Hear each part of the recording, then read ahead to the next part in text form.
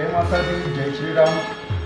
मैं नागपुर से भूषण कुमार गुप्ता आज आप लोगों के बीच में धारूड़ वाली अम्बा माई के बारे में कुछ विशेष अनुभव है जो मैंने लिए हैं और जो मुझे प्राप्त हुए हैं, वो मैं आप लोगों के बीच में आज रखने जा रहा हूँ। धारूड़ अम्बा माई कैसे गया, कब गया और ये किनके माध्यम से गया, ये सब एक माँ जगदम्बा आदिशक्ति धारूड़ वाली माँ अम्बा की ही कृपा है। क्योंकि कहते हैं जब तक कृपा नहीं होती तब तक हमें भगवान प्राप्त नहीं होते। लोग कहते हैं कि तुमको कैसे भगवान मिल जाते, हमने तो कभी नहीं देखा, हमने तो माँ को देखा नहीं, हमको तो माँ मिली नहीं, तुमको कैसे माँ मिली। तो माँ मिलती नहीं है, माँ को पाया जाता है। लोग माँ का जन्मदिन मनाते हैं, जबकि माँ का जन्मदिन है ही नहीं और न माँ का अंत है। माँ का यदि केवल है तो वो है माँ का प्रकट दिन। माँ प्रगटी है, माँ जन्मी नहीं, क्योंकि जो जन्मता है उसका मृत्यु होता है और उसका अंत होता है। लेकिन माँ जन्मी नहीं है, माँ का अंत नहीं है, माँ अजन्मी है, निरंकार है, सृष्टि की रचना करने वाली माँ है, जग का पालन करने वाली माँ है। तो ऐसी ही आदि शक्ति धारूड़ वाली माँ अम्बा की कृपा है। और वहाँ के कुछ ऐसे भक्त हैं जो हमारे नागपुर से है, जैसे कि जिनके माध्यम से मैं गया, हमारे भिलगांव क्षेत्र में हमारे घर के पास ही पवार फैमिली है।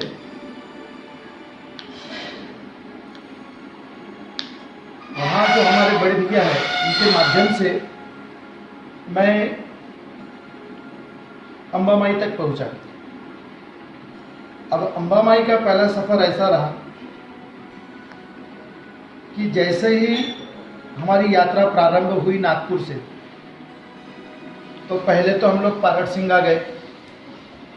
पारट सिंगा में माँ अनुसुईया माता के दर्शन करने के पश्चात हम लोगों ने सालबरडी में जाकर बाबा भोलेनाथ के दर्शन किए। उसके पश्चात जब हम लोग धारूड़ के लिए निकले तो लगभग मुझे याद है कि बारिश का कुछ ऐसा समय था उस वक्त, शायद सावन के कुछ ऐसे महीने चल रहे थे। तो एक गांव के समीप कच्चा रास्ता था, वहाँ हमारा ट्रक ऐसा झकोला खाया कि थोड़ी देर के लिए हम लोग घबरा गए कि अब हमारी गाड़ी फंस गई। लेकिन माँ की कृपा कुछ ऐसी हुई कि भक्तों को सद्बुद्धि दी और माँ के भक्तों ने तुरंत वहाँ अपनी व्यवस्था करके वहाँ से उस गाड़ी को निकाल करके हम लोग अम्बा धाम पहुँचे। जब अम्बा धाम पहुँचे शाम का 6 बजे का वक्त, वहाँ पहुँचने के बाद में हम लोग जैसे भी फ्रेश हुए, फ्रेश होने के बाद में थोड़ा सा विश्राम किया और शाम की 7 बजे की आरती सभी भक्तों ने मिलकर करी। अब आरती होने के पश्चात ऐसा हुआ कि वहाँ बाजू में माँ मंगला माता की एक मूर्ति है, जो माता रानी की विशेष एक भक्त रही है। और एक जो भी भक्त होते हैं ना माता रानी के, उन पर दुनिया जब तक उंगली ना उठाए, बदनाम ना करे, उन पर टीका ना करे, तब तक वो भक्त की महिमा भी नहीं बढ़ती। तो ऐसे ही मंगला माता के साथ भी बहुत कुछ हुआ और वो मंगला माता ने माँ की सेवा करी और माँ उन्हें प्राप्त हुई। और आज माँ अम्बा जी के साथ साथ उनका भी वही स्थान है, वहाँ पर भक्त पहले उनकी पूजा करते हैं। ऐसी मंगला माता को मैं प्रणाम करता हूँ, माँ जगदम्बा को, अम्बा को प्रणाम करता हूँ और आगे की बात को अपने प्रारंभ करता हूँ।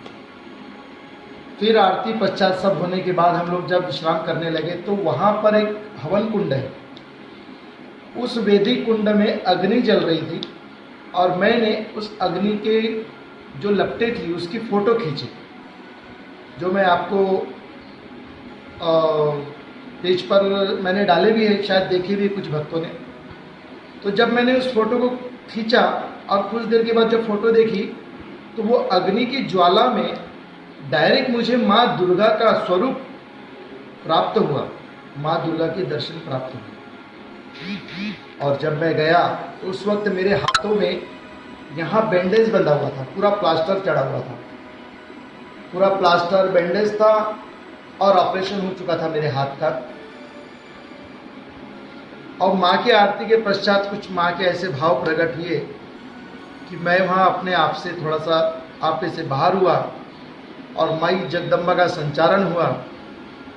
और जब मैं नीचे गिरा तो मेरा ये हाथ पूरा वहाँ जो नीचे चरणों से जो पानी बहता है उस पानी में ये हाथ पूरा यानी डूब गया, भीग गया कहेंगे जिसे हम।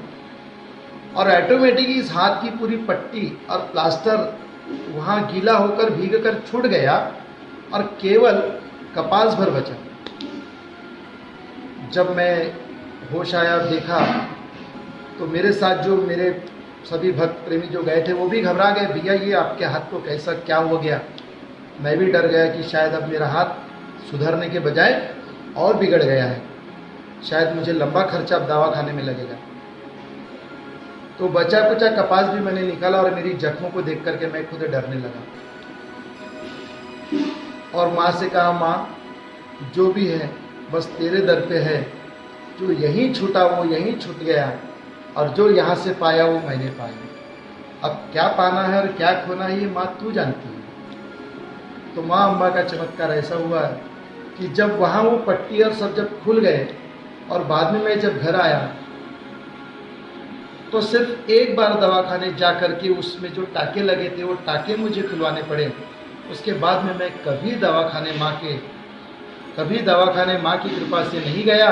और मेरे हाथ को जो 6 महीने डॉक्टर बोला था वो केवल 1.5 से 2 महीने में ही माँ ने बिल्कुल अच्छा कर दिया। और बाद में बहुत से चमत्कार माँ अम्बा के द्वार में मैंने देखे और वो पाए हैं जो मैं हमेशा आप लोगों के सामने रखूँगा। और इसके लिए जो मुझे वहाँ तक पहुँचाने के लिए जो विशेष कृपा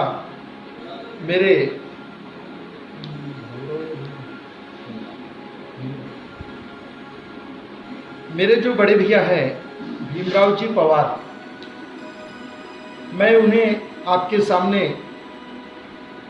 उनके भी मुख से माता रानी के कुछ चमत्कार, वो तो ऐसे भक्त हैं माँ के विरला कि जब पिछली बार जब माँ के दरबार में चोरी हुई और उन्हें रात को शायद 9-10 बजे 11 बजे कुछ पता चला तो उसी समय वो और हमारे लांजीवार काका जी करके हैं, ये लोग नागपुर से तुरंत निकले माँ के दरबार में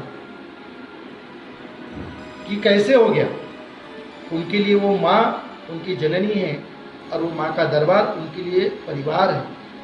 आधी रात को उनको पता चल जाए लांजेवार परिवार और हमारे पवार भीमराव जी पवार इनके परिवार में, तो ये लोग आधी रात को संभा माई के दरबार में पहुंच जाते हैं। ये क्यों पहुंचते हैं, क्या कारण है? इन्हें वहां से कोई धन दौलत मिलती है? नहीं मिलती, लेकिन माँ की जो कृपा मिलती है वो विशेष कृपा इन पर है, तभी माँ इन्हें बुलाती है।